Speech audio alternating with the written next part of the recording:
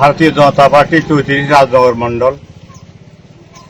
আমরা গতকাল গভীর রাতে খবর পাই এই রাজনগর মণ্ডলের উত্তর শ্রীরামপুর পঞ্চায়েতে সত্যাকলা বাজারে ভারতীয় জনতা পার্টির যে আমাদের দলীয় কার্যালয়, এটা সিপিআইএমের কিছু দুষ্কৃতী আমাদের অফিসের মূল্যবান কিছু সামগ্রী, টেবিল ফ্যান, ইলেকট্রিক ওই দামি বাল্ব, এগুলি চুরি করে নিয়ে যায় এবং ঘরে কিছু আসবাবপত্র ভেঙে চূর্ণ বিচূর্ণ করে আগুন ধরিয়ে রাতের অন্ধকারে তারা গা ঢাকা দেয়।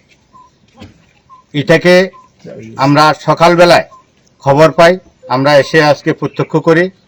এই যে নির্বাচন এসছে, এটাকে পাথেয় করার লক্ষ্যে সিপিআইএমের কিছু হারমাত বাহিনী নতুন সাজে নতুন রঙে তারা এলাকার পরিবেশকে নষ্ট করার জন্য যে একটা মরিয়া প্রচেষ্টা চালাচ্ছে, তার জন্য ভারতীয় জনতা পার্টির ধিক্কার জানায়।